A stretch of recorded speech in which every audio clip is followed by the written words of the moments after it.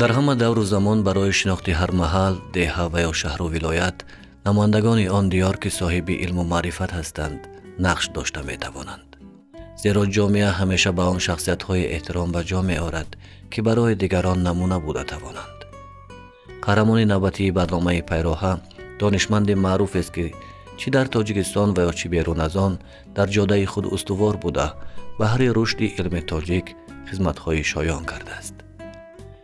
پروفسور اروتالله طایروف زاده دهه حی محمدی ناحیه فیض آباد است. او در این دیار سالهای اولی چهلم به دنیا آمده است. زمان کودکیش به سالهای مشکل جنگ بزرگ وطنی و سالهای نورستیش به سالهای بازسازی راست می آید. از زمان کودکی افتادن و خیستنها و بازیهای گوناگون آن زمان خاطرات خاص دارد. دهه ما در لب دریا است. لب دریای ایلاک. یک جای بسیار خوشمنظر است. جای سیبزار است. ما دوره جوانی من گاگا از دانشجو میپرسم که همین چپر هم میدونیتون؟ چپر گلگو میدونیتون؟ آخه نیست. ما هم چپر میکردیم هم گلگو میکردیم. هر یک گوی گلگو نام دارد. این هم گوی که در بین میستد و دیگرها از قفاش میگردن تا میخورن و گوی پل میگوین. دوره کودکی ما با چیگینه کشی، با همین گندم دروی، با پمیدارچینی، با سیبچینی گذشت.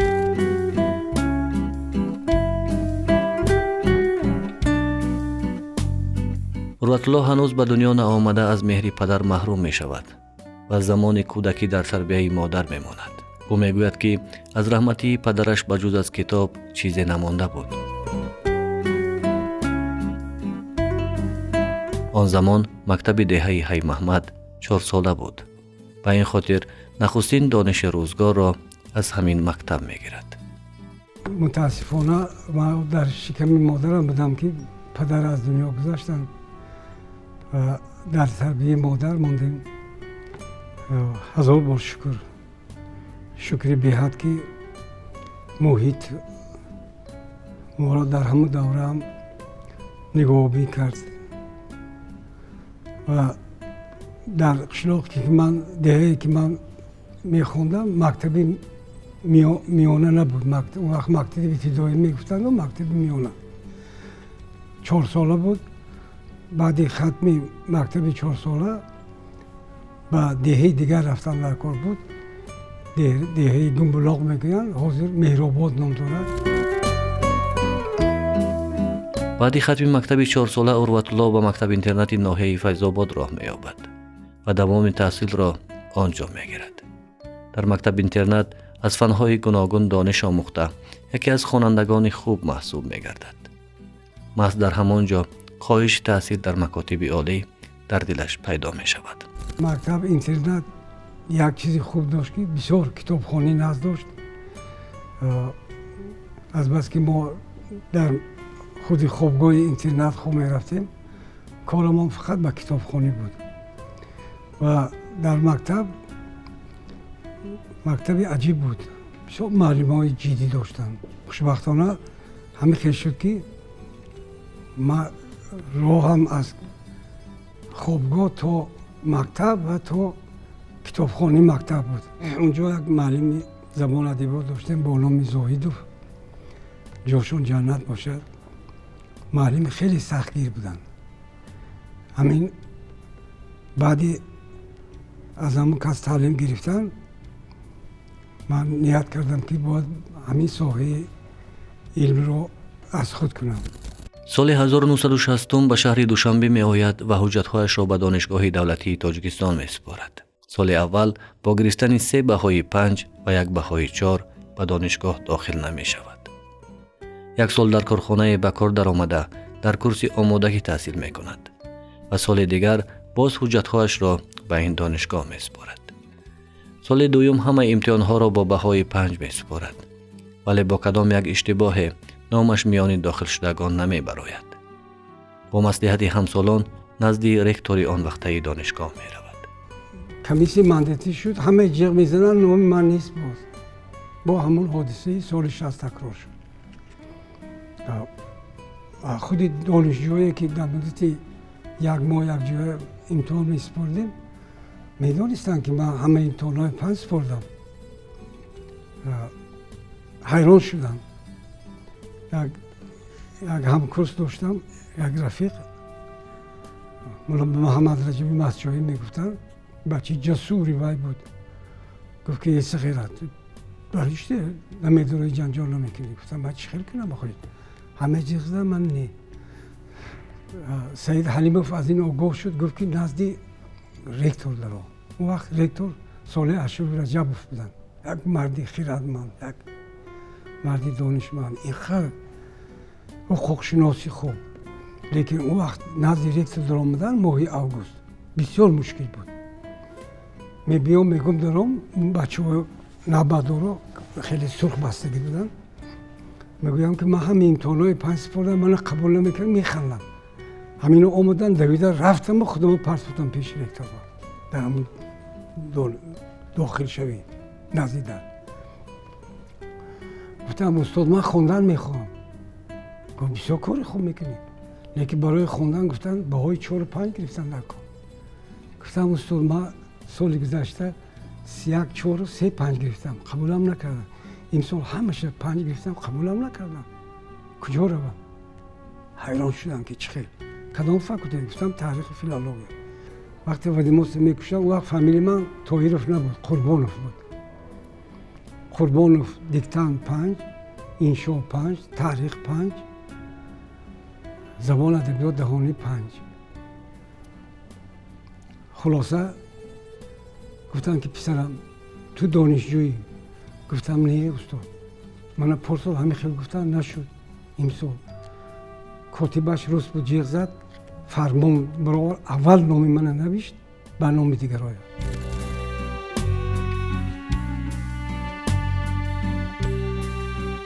مروت در دانشگاه دوستانی خوب پیدا می کند و با کمک استادان معروف دانش خود را پرره می سازد. سال به سال باوریش به خود بیشتر می شود و دایر به بخش‌های گوناگون ادبیات معلومات پیدا می کند. همین گونه نظرش به علم و تحقیق دیگر می شود. کوشش می کند میان همسالان خیش به گرفتن بلندترین ادرار پولی سزاوار گردد. وقت همکورسای ما گلنظر کلدی بود، سید علی محمود بود، حسنی گل طلبک بود، عبدالرشید صمد بود. همه اینا نامزد شدن و همون دوستی مسجوعی هم، مولا رجبی مسجوعی. خلاصه از همین امتحان یکم که از داملال نصف‌شناسی بود که 5 گرفتم، باور کردم که خب من هم میدونستیم نباشد، بهام خلبکی نبود است. بعد استیپندی علا گرفتیم. اون وقت استیپندی دانشگاهی 17 سوم بود. بعد استیپندی علا گرفتیم 45 سوم. بعد کورس دیوم اون وقت استیپندی لنینی بود 75 سوم. بعد استیپندی لنینی گرفتیم. در این مدت با گلنظر و با سید علی و با حسن گل و با عبدالرشید خیلی دوستی پیدا کردیم. راستش بگویم گلنظر بسیار دانشمندی خوب بود، شاعری بسیار بزرگ هم است، لیکن بسیار دانشمند بود. من رشک نمی کردم، لیکن به هر حال می گفتم که این چه خیلی است، به جوسه از من خورده است، لیکن دانشش از من زیاد. یک نوع تعصبم بود به فکرم. همین خیلی شد که 5 سال تمام کردیم، دیپلم اعلا دادن. بعد ختم دانشگاه فعالیت مهنتیش به حیث روزنامه‌نگار در روزنامه معارف و مدنیت آغاز می گردد. بعد از 1 سال به سر ردکسیه علمی انسیکلوپدیای سویتی تاجیک آمده به حیث محرر کلان علمی و مدیر ردکسیه لغتنامه و نشر لغت‌های دوزبانه تا سال 1990 فعالیت می کند.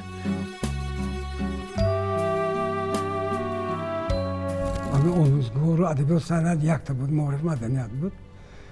بردی و گفتن یک بورینیسو بردی و گفتن یک محرر بسیار زنکی جسور بود. همونجا کار رفتم، اونجا رفتم همراه بازار صابیر، همراه محبت شایف بسیار ژورنالیستی با قوت بود، همراه غلام ایدروف و دیگران. 1 سال کار کردم. یک مدت مکرمه نبی و قاسمова دکانی ما بود. یک روز در کوچه دیدن گفتن که یک بار دروید دامناس این زده شما جیغزیست است. در آمدم گفتن که پسرم اسپرانتورا می دروید. آمدم نصیب بود از اسپرانتورا داخل شدیم. سال 1990 با توصیه استادان به دانشگاه دولتی تاجیکستان می آید. در این مکان سالهای 1990-91 داتسنت، سالهای 1994-96 مدیر کافدره فولکلورشناسی و اصول تعلیم زبان و ادبیات تاجیک. از سال 1998 پروفسور کافدره تاریخ ادبیات تاجیک. او سالهای 2002-2006 در وظیفه سردبیر مجله معرفت فعالیت می کند. همزمان سالهای 2006-2008 سرمحرر انسیکلوپدیای دانشگاه ملی تاجیکستان بود. دکتر علمای فیلولوژی پروفسور اروت الله طاهر را بنده از دوره دانشجویی میشناسم. ما کورس‌های 3 و 4 بودیم که استاد از کار انسیکلوپدیا دانشنامه ملی تاجیک به دانشگاه آمدند و به یک گروهی که هم سبقان ما که درس اختصاص میدادند اونا به ما خبر دادند که یک استاد نوی به دانشگاه آمده است و اون میگن که من در کار در انسیکلوپدیا خیلی تجربه گرفتم و میخوام که همین دانش اندوختم اون را به دانشجویان دیم. و از همون اول ما فهمیدیم که این استاد میتوانند که دانشجویان را به خود جلب کنند. حالا یکی از دانشمندان ممتاز عروض هستم و یکی از استادان خیلی زبردست فاکولته فیلولوژی دانشگاه ملی تاجیکستان می باشم. من با اروت الله طاهر پیشتر هم آشنا بودم وقتی که این کس در انسیکلوپدیای سویتی تاجیک کار میکردن، لیکن در زمان سروری یعنی در صدارت فاکولته فیلولوژی تاجیک پروفسور ابراهیم عثمانوف دکان بودن. آخری سالهای 80 آن کس به کافدره تاریخ ادبیات تاجیک دانشگاه ملی تاجیکستان به کار آمدن و این کس را نه تنها در فاکولته ما در دانشگاه ما در تمام مقیاس جمهوری ما و بیرون از آن همچون یک عروضی بسیار ممتاز میشناسند. یکی از دانشمندان، یکی از محققان و یکی از استادان خیلی و خیلی موفق هستند. نه تنها در تربیه متخصصان آینده، مثلا در تربیه متخصصان ساحه سخنشناسی بزرگ است، بلکه در آموزش تحقیق و تحقیق تاریخ ادبیات، چهره های ادبی، آثار ادبی هنری خیلی و خیلی نقش مهم دارند. گذشته از این برای تالیف کتاب‌های درسی، کتاب‌های علمی تعلیمی، علمی متدی نقش این کس خیلی بزرگ است. مدتی 6 سال است که به محفل علمی تحلیل کلام منظوم راهبری میکند. اروت الله طاهر از سال 1998 عضو شورای عالمان دانشگاه ملی تاجیکستان دایر به حمایت رساله‌های نامزدی و دکتری بوده، شاگردان زیاد زیر راهبری او صاحب عنوان گردیدند. از سال 1969 عضو اتفاق ژورنالیستان تاجیکستان می باشد. از همین سال 61 تا امروز من با علم ادب مشغول شدم، به علم ادبیات درستش، یعنی به عروض و به قافیه و به بدیع و به انواع شعر. همین سال 62 بود، یک بار سینزاده من و گلنظر و سیدعلی و تا خانهشون گسیل کردیم. گسیلشون در خانهشون در پس اکادمی علم ها بود. گسیل کردیم. معلم بسیار کمگپ بودن، لیکن خیلی یک آدمی جدی، یک انسانی که این خیلی معلم من ندیدم، به گمان در نظر من که این خیلی معلم دیگر به وجود نمی‌بیاد. گفتن که من میدونم که گلنظر تو شاعر میشوی. بعد گفتن که سیدعلی تو هم نیت شاعری داری. لیکن به من گفتن یک کسی در کار که همین علم عروض و قافیه آموزد و تحقیق کند. لیکن نگفتن از این 4 کس کی. من به دلم گفتم که به من اشاره است. این گپ سال 62 بود. همین گپ استاد به من به درجه تاثیر کرد که دیگر در ادبیات من به جز عروض و قافیه و بدیع و انواع شعر دیگر هیچ چیز رو قبول کرده نتوانستم. همین خیلی شد. از همون سال یک سخن تاثیر یک سخن استاد من به همین راه برد. این از عروضیدان هستند پیش از همه و تمام پهلوهای عروض فارسی تاجیکی رو این از تحقیق کردند و تمام دانش‌های خودشان را در مورد عروض و قافیه و بدیع این کس تکمیل کردند و یکی از کارهای ماندگار این کس از آن عبارت است که بسیار اثرهای دایر به عروض و بدیع دوره کلاسیکی ما را به خط امروزی تاجیکی برگردان و چاپ کردند. урватуллоҳи тоир соли 1996 кори илмии худро дар мавзӯи қасида дар адабиёти тоҷик ҳимоя намуда соли 2010 соҳиби унвони доктори илмҳои филологӣ мешавад.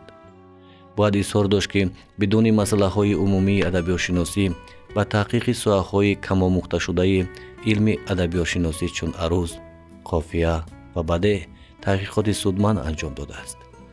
инчунин дар ҳамин замина матни чанд асари гаронбаҳои адабиётшиносии форсу тоҷик аз қабили 4 мақолаи низомии арӯзии самарқандӣ ҳамроҳи устод худои шарифов, ал-муъҷами шамси қайси розӣ, меъёр ул-ашъори насруддини тусӣ, фунун ва саноеи адабии ваҳиддиёни комёр, бадоеъ ул-афкори ҳусайн воизи кошифӣ, рисолаи рубоии мулло саъдуллоҳ ва ғайраро ба таҳқиқ ва шаҳру тавзеҳ таҳияву нашр кардааст. урватуллоҳи тоир миёни донандагони илми арӯз имрӯз яке аз беҳтарин донишмандон шинохта мешавад ки нозуктарин паҳлӯҳои ин илмро аз худ намудааст. борҳо аз минбарҳои баланди ҳавзаи фарҳангии форсӣ маъруза намуда паҳлӯҳои муҳими ин соҳаро пешниҳод кардааст.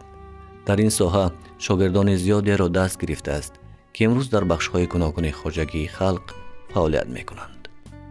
ҳамчун як муҳаққиқи барҷастаи илми адабиётшиносӣ махсусан илми арӯз дарёфтем, балки ҳамзамон яке аз устодоне ки шахсият ва ҷанбаи инсонияшон бисёр баланд аст ба мо муаррифӣ гардид. яъне ҳамин ҷанбаи инсонгарӣ, инсондӯстӣ ва инсонияти устод урватулло тоиров будааст ки он касро ҳамчун дар фаъолияти меҳнатиашон ба ҳайси омӯзгор ва ҳамчун муҳаққиқ дар зиндагӣ дар фаъолияти меҳнатиашон муваффақ гардонидааст. آخرین کتابی که این کس تألیف کردن این دانشنامه علمی بدیع میباشد که یک کتاب بسیار ضخیم است و آنجا هم عروض است و هم قافیه است و هم علمی بدیع است و هم بیان است و یک دانشنامه خیلی خوب است. این کارها را کردم. لیکن من باید گویم که در علم عروض که این کس حالا یک کتاز هستند در ایران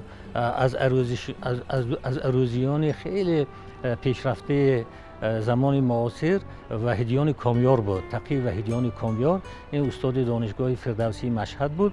با آن کس آشنایی داشتند. این کس اون کس حالا دنیا را پدرود گفتند، لیکن اون کس هم یکی از عروضیان خیلی ممتاز در ایران بودند. با آن کس بحث ها داشتند، با آن کس مباحثه ها داشتند. با بعضی اندیشه هایی که در مورد عروض ایشان داشتند این کس اعتراض میکردند. همینطور یک مبادله افکار میان اینها به وجود آمده بود. استاد طایروف از جمله نفرانی هستند که اونها را میتوانیم دارای حسن محضر گوییم. یعنی حضورشان هم در صحبت‌های دوستانه و هم در بحث‌های علمی از جمله دقت جلب کننده هستند. بخصوص استاد زنده دل هستند و در گروهی که ما همراه کار میکنیم استاد اربطالله طایروف را همه دوست می‌دارند و مشتاق دیدارشان هستند. در یک درس نظم شناسیشان مثلا ما هم از علم عروض و علم قافیه و بدیع از سه شاخه گوییم که علم برخوردار شدیم و با شرافتی استاد است که امروز ما یعنی از این علم ها با دانشجویان درس میگوییم. راستی استاد اربطالله طاهیروف یکی از محققان خیلی برجسته نه تنها در جمهوری بلکه بیرون از جمهوری شناخته می شوند در این علم عروض و تحقیقات خیلی زیاد دارند.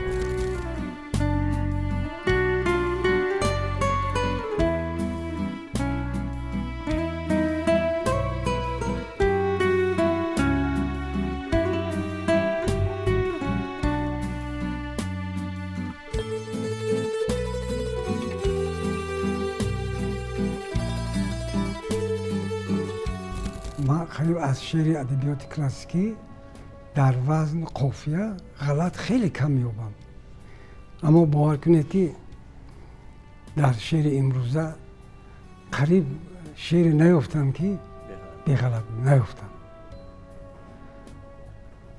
و شاعران خوب بسیار داریم. من میگویم که این راه یاد گرفتنش هست، به شرطی که چرا ما در گذشته قریب غلط نمی‌یابیم؟ نیست قریب. این خیلی مثلا من غزلی نیافتم که در قافیه یا که در وزن یا که در استفاده صنعت‌های بدیعی و غلط را باشن. امروز و همین قدر گیله دارم، یعنی گیله دارم، اینا بسیار اعضای اتفاق نویسنده ها میدونن گیله مرا. من اگر گیریم هم تو از سال 2002 سر کرده تا به امروز قریب 5-6 نشری 2 ادبیات تاجیک برای مکتب میانه، برای مؤسسه های تحصیلاتی مکتب های عمومی، مثلا هم ادبیات تاجیک برای صنف 7 و هم ادبیات تاجیک برای صنف 10. چند نشر اینها تا به امروز که هر مثلا بعد چند سال اینها از نو باز کارکرد میشن، باز تکمیل میشن، باز مثلا گذشته از این برای معلمان دهات، برای معلمانی که مثلا در دهات مثلا با تربیت شاگردان مشغول هستند، با تربیت مثلا جوانان ملت، جوانان آینده، مثلا که آینده متخصصان آینده میشوند، برای بیاری آنها کتاب بیاض ادبیات تاجیک برای صنف 10. چون که این خیلی است که بیاض ادبیات صنف 10 نه تنها برای طلبه ها بلکه برای معلمان اون معلوماتی که در باید هست بیرون از برنامه است تا اینکه معلم با طریق علاوه مثلا بعضی چیزها رو باید داند.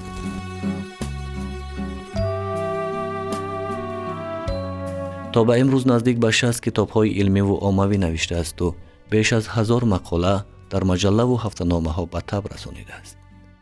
یکی از دانشمندان سرکار زمان شناخته می شود.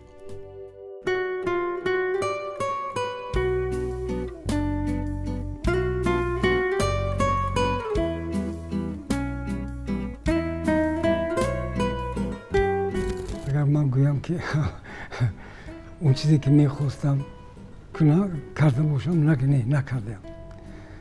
حاضرم به امید دارم که همین یک بار همین 50 جلد اختران ادب است که از همین جهت وزن و قافیه و بدیع و انواع شعر تحقیق کنم و چیزهایی هست که کردن در کار، گفتن در کار. حاضر من یک نیت دارم که همین تناسب عروض و قافیه و بدیع و انواع شعر همین قسمت مونده است. همین یک قسمش من تمام کردم و اکو پیریش 100 بار شکر چیزی خوب بوده است و اون چیزی که میخواهید با همون موفق شدن نمیشوند، نمیتوانید شدن. کتاب‌های فرهنگ اصطلاحات عروض عجم، قاموس قافیه و عروض شعر عجم، تحقیق و تعلیم عروض، فرهنگ اصطلاحات قافیه، آفتاب در میان سایه، کلام منظوم، انواع و افزان شعر خلقی تاجیکی، راه به سوی غفلت، مولوی روم خوب بداند عروض، ادبیات تاجیک برای صنف‌های دهم، تاریخ ادبیات تاجیک، بیاض ادبیات تاجیک. ادبیات تاجیک کتاب درسی برای صنف‌های هفتم، معیار و اندازه شعر و غیر از آن نوشته‌های ماندگاری هستند که استاد نگاشته و به فضای فرهنگی کشور بخشیده است. سمت اساسی فعالیتشون تعلیم و تدریس است. در فعالیت جوانان، در فعالیت متخصصان آینده سهمی بسیار کلیدی دارند. یک خصلت نجیبشون و برازندهشون آن است که اینکه بسیار شوخ طبیعت هستند. بسیار شوخ طبیعت هستند، این همه میدونن و وقتی که به کافدره می آیند یعنی یک محیط کافدره را تغییر میدهند. شخصیت استاد ما در جاده فعالیتشان، در جاده آموزگاریشان گوناگون پهلو است و من کم شاگردان یا اینکه استادانی را میبینم که از درس‌های بسیار صمیمی، از درس‌های بسیار دانشمندانه استاد صحبت نکنند. یعنی این از آن شهادت میدهد که استاد ما در طول زندگی پربرکت خویش یک استاد موفق در سمت آموزگاری است و همچون یک شخصیت بسیار سرسپرده در عرصه تحقیق و پژوهشی از همه شاخه مهم علم ادبیات شناسی عروض می باشند. خیلی شخصی نجیب و شخصی بسیار با تمکین که ما این را یعنی در رفت درس‌هایشان که از دوره دانشجویی استاد به استاد بنده محسوب می‌یابد به مشاهده گرفتم. بیهوده نگفتند که در این رواقی زبرجد نوشته‌اند بزر که جز نکویی اهل کرم نخواهد ماند. استاد بسیار کرمی بزرگ دارند. همیشه یعنی دستگیر هم برای دانشجویان و هم همیشه با سخنهای بسیار پرمضمون پرمعنی یعنی دل انسانیت را به زندگی گرم می نمایند.